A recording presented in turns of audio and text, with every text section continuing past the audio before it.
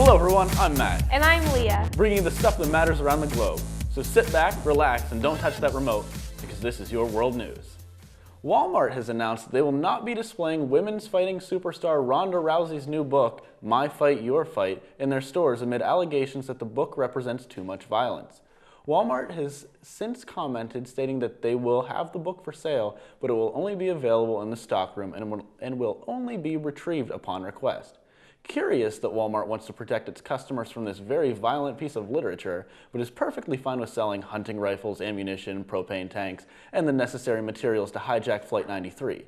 Tradition states that the bride's parents are supposed to pay for a wedding, but for one couple, a much different party will be picking up the tab for two newlyweds. Burger King. Yes, the fast food chain will be paying the entire bill for the wedding between Joel Berger and Ashley King. Burger & King found out via Skype on Monday that their nuptials will be on the house, and it promises to be a whopper of a wedding. A cardboard box fort in Ogden, Utah is causing quite a stir this week after city officials have ordered it to be demolished in accordance with city code. According to the Ogden City Code, waste materials and junk is prohibited on residential property, making the box fort illicit. City officials have filed a formal complaint and have ordered the box fort to be dismantled. Thank goodness we have heroes like this to protect the public at large from the box forts that are surely poised to be the downfall of America. Jeb Bush is Hispanic. No, that's not a typo on the teleprompter. According to his 2009 voter registration, the 2016 presidential hopeful is of Hispanic descent. This, of course, is a problematic statement because Bush is, to put it bluntly, not even a little bit Hispanic. Though his wife does indeed hail from Mexico, Bush himself is so white that his family literally helped settle the Plymouth colony. For him to call himself Hispanic is fine, but if he gets to do that, then I'm going to start identifying as Scientologist, since, after all, I have watched a Tom Cruise movie in the last 6 months. A Slovakian nun and school teacher is now without a job after coming under fire due to some unorthodox teaching methods.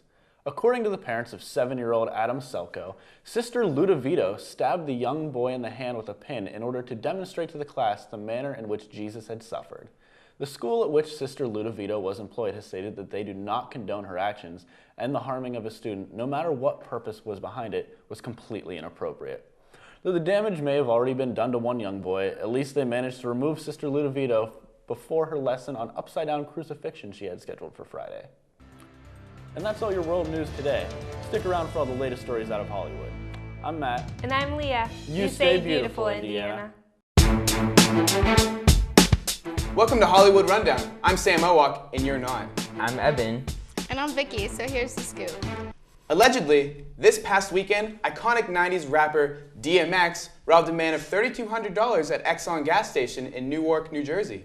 The lawyer of Up in Here rapper stated, "The allegations are unequivocally and utterly false, and any videotape would be dispositive." Well, we're going to believe the story if there wasn't a plot twist. A video is taken of DMX transforming into Joel Austin, preaching about God and his love for God. In infamous DMX fashion, he states, "I will stop a blank in the name of Jesus, because right now, God needs warriors. Bless his heart." So, what do you guys think is really going on here? Well, clearly, I just think he's doing drugs. And, he started to hear Jesus talk to him. And he's telling him he needs warriors and stuff. I agree, he's crazy. Yeah, clearly. I saw the video and, he just looked like he was, I didn't see the video. What was it? Yeah, I didn't see it either. Well, he just looked like, I don't know. He looked crusty. Crusty? Yeah, it looked like he got, fried at McDonald's or something. Jeez, that's not good for him. Yeah. But, yeah, so I just think he's, on drugs or something. He needs help. He needs Jesus. He was on Celebrity It was the celebrity couple show on VH1. And he looked like he was on drugs or alcohol then. Yeah. So, clearly, that's the problem here. Look at me being Inspector Gadget figuring stuff out. Inspector Gadget, yeah, he definitely did look a little crusty. I know what you're talking about. I've seen it. I've seen a picture. I've seen a couple pictures. Yeah, he just looks like, I haven't seen it at all. No? So I didn't see the video or anything. I need to watch it. You definitely do. It's definitely probably definitely worth it. It is. It's pretty interesting. I was just sitting here like what? There's perfect insert to add a meme there. It's perfect. Exactly. I mean, any McDonald's employee should find Jesus, I feel like. I mean, especially if they're working at McDonald's. So, McDonald's people, we love you. You might just need to find some Jesus. So. This past weekend, Jesus rose from the dead, and Amber Rose and Wiz Khalifa's love saw the glory and followed suit. The two were spotted Sunday with their 2-year-old Sebastian. Some reports say that they were walking away from a crowd to spend time together, and there was a lot of hugging and playfulness. Is this a miracle or a disaster waiting to happen? Again. It's a disaster. I'm so over them. Me too. I can't handle it. I'm gonna be the other side of this. I think it's a miracle. You know, Amber Rose gets her stuff together, you know, and Wiz Khalifa, Pittsburgh boy, you know, I think it's a great chance for them to finally reconnect and get together. In case you guys don't know, what happened was Amber Rose allegedly cheated on Wiz Khalifa with their driver. So... That's Sebastian's baby. Yeah, I know. That is Sebastian's baby. But you know, everyone... I said Sebastian. That's the driver's baby. That is the driver's baby. Sebastian is the baby. Is the baby. But like, how do you the go baby. back to somebody that's cheated on you? People deserve a second chance at love. Even if they cheated on you? Well, a second chance at love. That was Listen, just allegedly, That could be a second heartbreak. allegedly, Right. it was allegedly. Who knows? Wiz Khalifa looks a little dopey, and that baby's cute. That baby's adorable. I saw a picture today of that baby. It is just absolutely adorable. There's no way, and I was about to curse. No way in the world that is his baby, because he looks like. Do you know those little earthworm aliens on Men in Black? That's what he looks like to me. Like, I'm sorry. Like, I love Wiz Khalifa, but that's what he looks like. Yeah, but he's a cool guy. He's a real cool guy. I like his music. I do. Yeah. Black I and like Yellow. his music too. Yeah. It's a good one. So Black and Yellow. it definitely is Oh, a the hit. good old days. The good old. That's so 2008, isn't it? It's probably 2006. 2 weeks ago, it was announced that rising comedian of South Africa, Trevor Noah, will be replacing Jon Stewart on The Daily Show. On Monday, the Twitter bully police, without warrant, searched through Trevor's tweets to find some anti-Semitic and sexist from 5 years ago, with tweets like, "Almost bumped a Jewish kid crossing the road. He didn't look before crossing, but I still would have felt bad in my German car. And I'm watching Olympic women hockey. It's like lesbian porn without the porn. #in love." While these statements can be quite offensive, is a truly legitimate case for public outcry, or is it another example of what some would call growing hypersensitive society? What do you guys think about that? I think it's a hypersensitive society. That's a lot of words right there to say. But I really think it is. You know, okay, it was from 5 years ago. Like, people might be mad about the stuff I tweeted 5 years ago. It wasn't as bad. It wasn't as bad. But, you know, 5 years ago, he's a whole new man. He's 31 now. He was 26 then, you know. So your mindset's a little different, you know. He just got out of the renting the car phase, so now he's into the 30s going to become a new parent, probably someday. The car phase. Well, when you're 25, you can legally rent a car.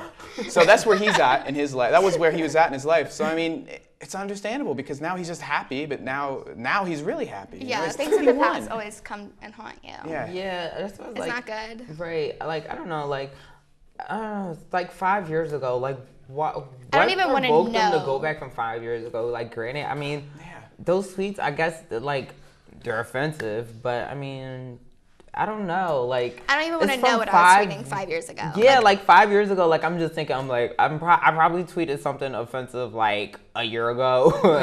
So it's like, I think a little different from a year ago, you know, things change. So I don't know. Like, I just think people are just being hypersensitive. Like, they just find any reason just to be like, you need to apologize for this.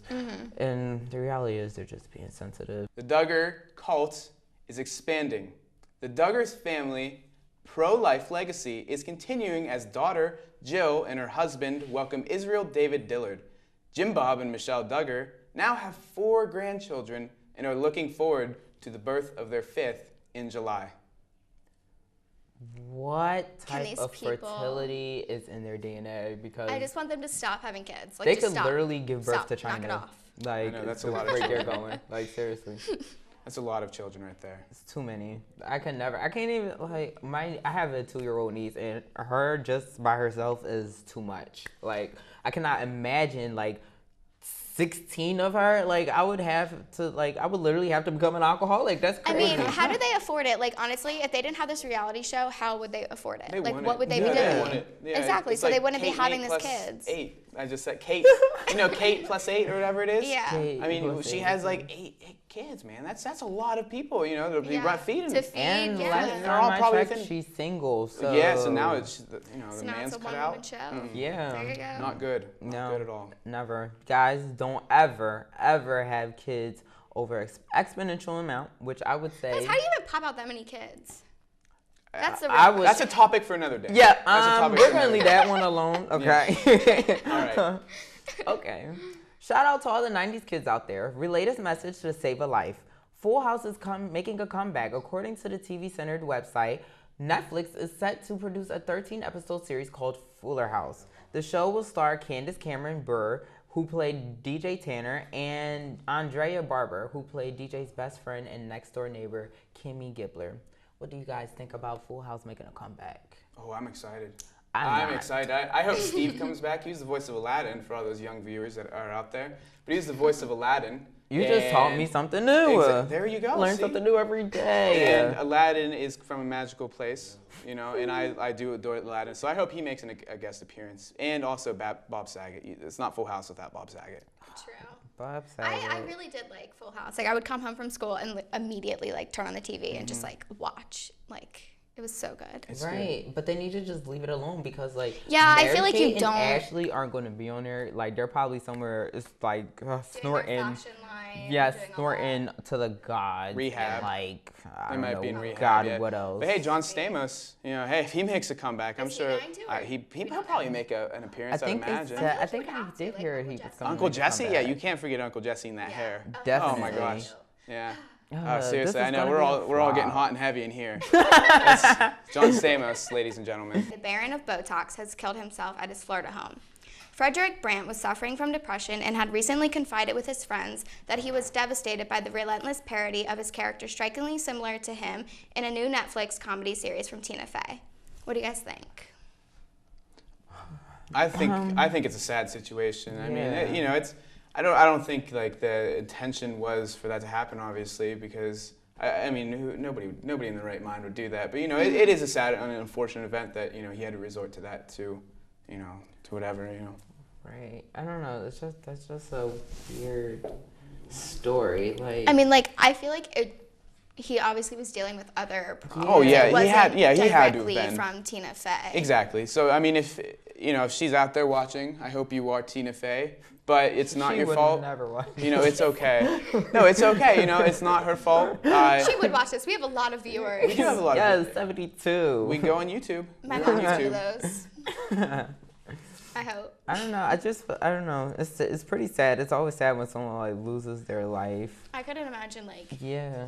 Oh, being yeah. that distraught that you have to take your own life. Yeah, Yeah, but it's- in related topic, I could never get Botox though.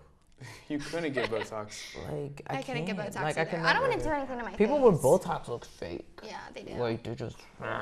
Well, that's all for your celebrity gossip. Now here's your weekly advice with Kelli.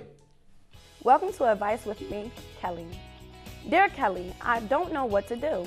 A certain member of the IUP TV staff is still devastated by a certain boy band member leaving a certain unnamed band. She barely gets out of bed, and when she does, it's like she doesn't even care. It's been almost a month, and she still hasn't stopped talking and crying about it. What should we do? Sincerely, the Witticism writing staff. No, guys, it's fine. I'm totally fine. I'm definitely getting over it. I'm doing so well, Kelly. Well, I mean, at least she got out of bed this morning. Dear Kelly, I feel so sick. I went home for Easter this weekend and I've eaten too much candy. I don't know what to do. I think I might have diabetes. How can I cure this? Andrea. Well, Andrea, lucky for you, I have a special 10-time FDA denied drug that will help you out. It's called Kelly's Diabetes Cure-All. Take 1 teaspoon 15 times a day for 50 days straight, and it might work itself out. There are a few definite side effects, including but not limited to vomiting, nausea, abdominal, what kind of that abdominal, there you go. Abdominal, something, whatever, discomfort. Sleeping, walking, and weird dreams where your teeth fall out. A sudden and strong belief in Scientology. Inability to control yourself when telling people your astrology signs. Losing your train of thought and having everything be at the tip of your tongue. And sudden death. Ask your doctor if Kelli's diabetes cure-all is right for you.